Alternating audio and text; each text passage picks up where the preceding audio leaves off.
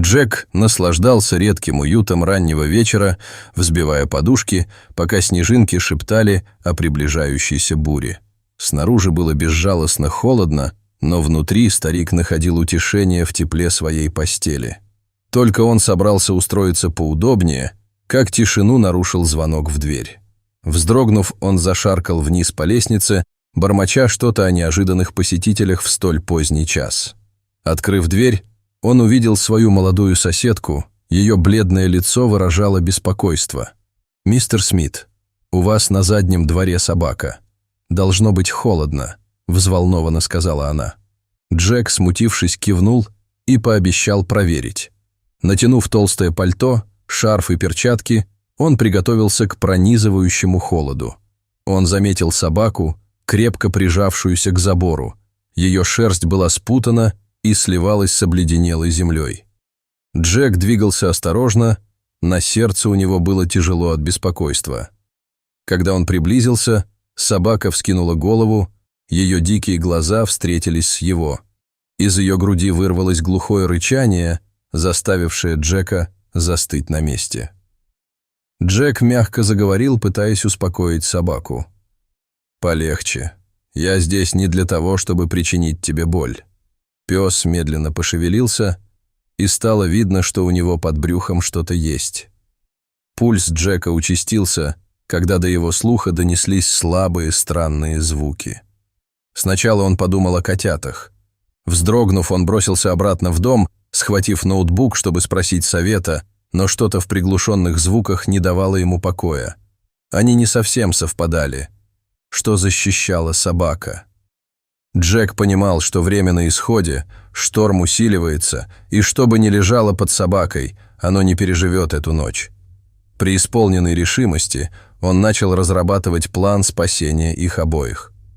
Джек мерил шагами комнату, ломая голову над тем, как безопасно подобраться к собаке. Он не мог рисковать, но и оставить ее на улице во время непогоды тоже не мог. Надев несколько дополнительных слоев одежды и толстые садовые перчатки, он приготовился к новой попытке. На этот раз он принес пакет с сосисками, надеясь, что соблазнительный запах отвлечет собаку от того, что она охраняла. Снаружи завывал ветер и безжалостно кружился снег. Джек осторожно положил первую сосиску так, чтобы собака могла дотянуться до нее. Теплый, пикантный аромат разнесся в морозном воздухе. Пес дернул носом, но не сдвинулся с места. Его защитные инстинкты были непоколебимы. Джек, ничуть не смутившись, проложил дорожку из сосисок, и каждый кусочек вел все ближе к сараю. С каждым шагом его сердце учащенно билось, а холод подтачивал его решимость. Отойдя к окну, Джек с тревогой наблюдал, как пес колебался. Пес снова понюхал воздух, затем осторожно шагнул вперед. Голод пересилил осторожность, и он начал есть сосиски, медленно продвигаясь к сараю. У Джека перехватило дыхание, когда пес, наконец, переступил порог. Он выбежал на улицу и быстро закрыл за собой дверь сарая, защищая собаку от непогоды.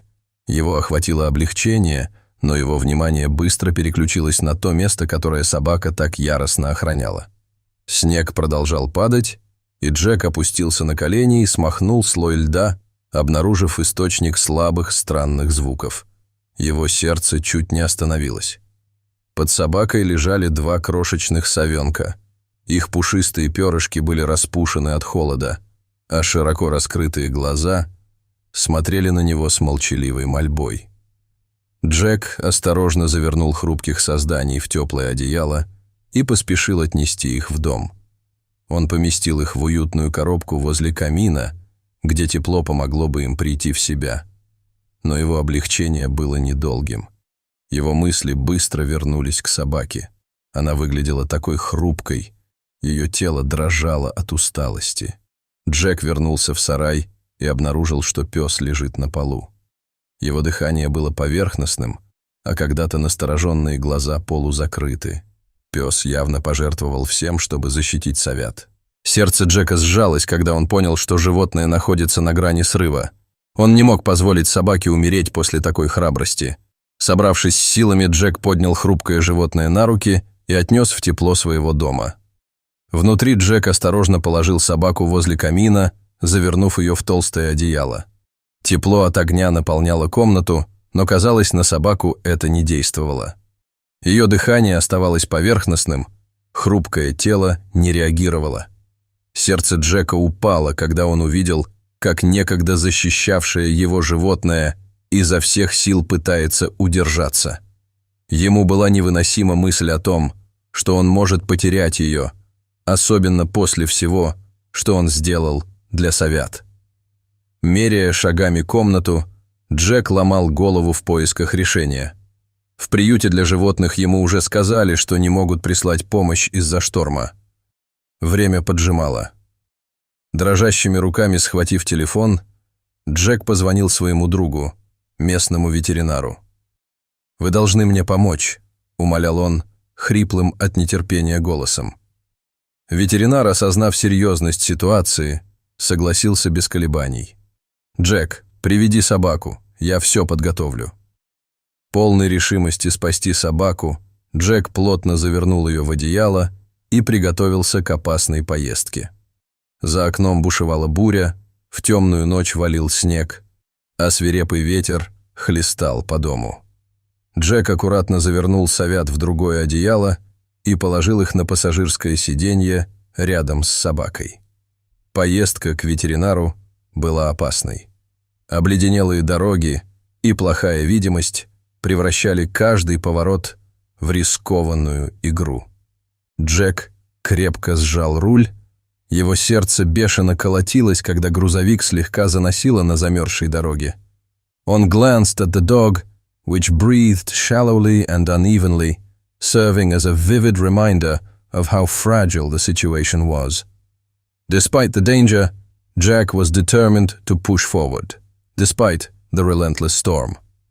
Наконец, сквозь снежную завесу показался слабый отсвет ветеринарного кабинета. Джек прерывисто выдохнул, когда заехал на стоянку и внес собаку внутрь.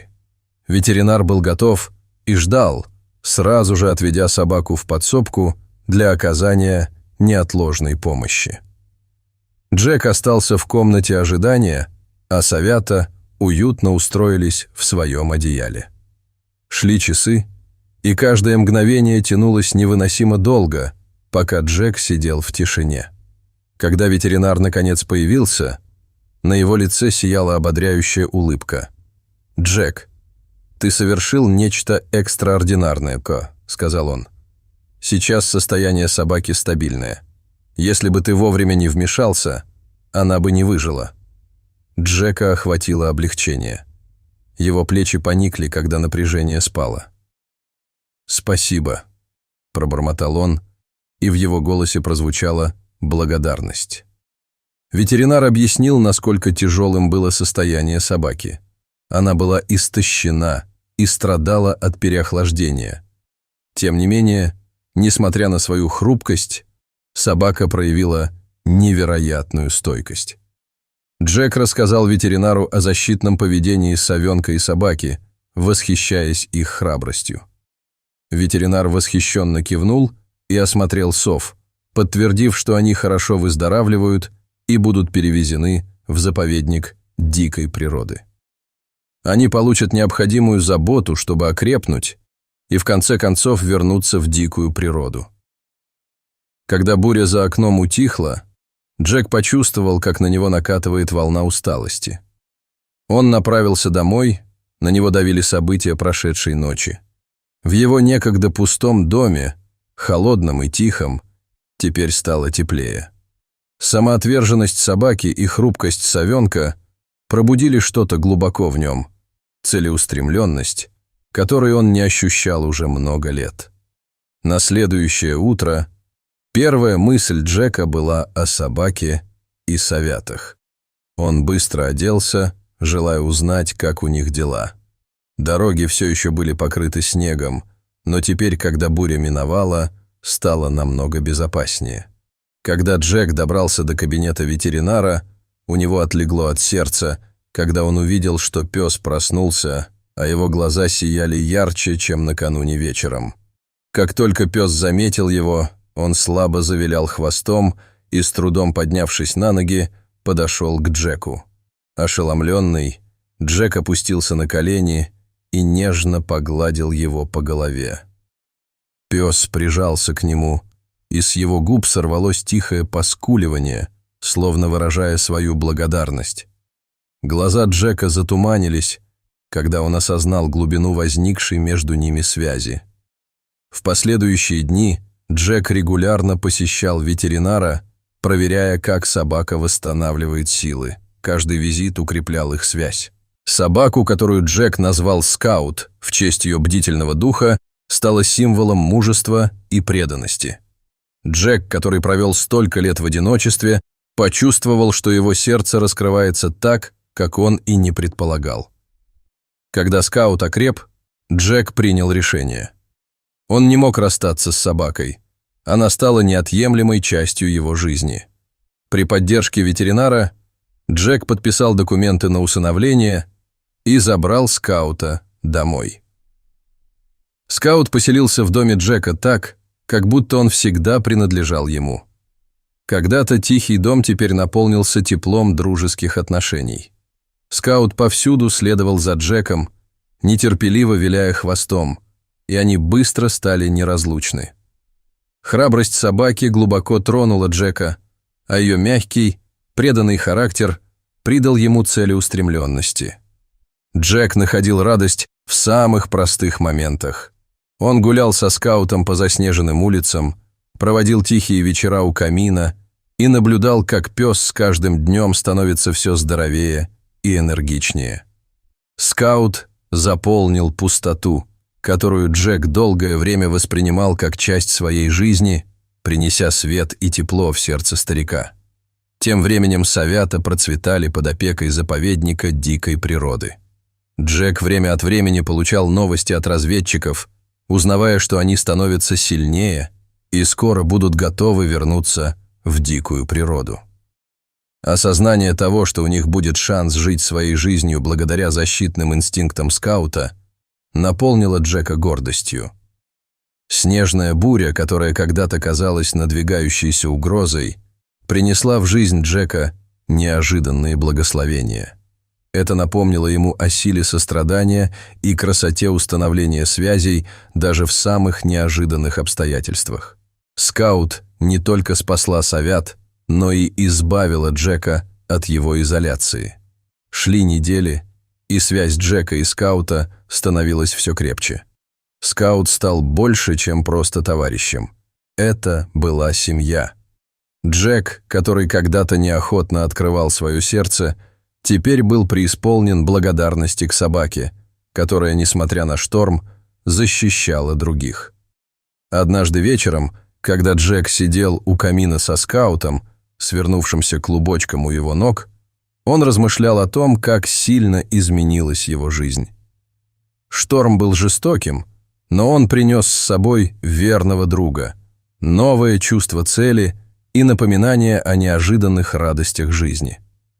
Джек улыбнулся, чувствуя умиротворение, которого не испытывал уже много лет. Скаут пошевелился, глядя на него доверчивыми глазами, и Джек наклонился, чтобы почесать его за ушами. «Хороший мальчик, Скаут», — тихо пробормотал он. Хвост собаки застучал по полу. Тихое, но мощное подтверждение их общей связи.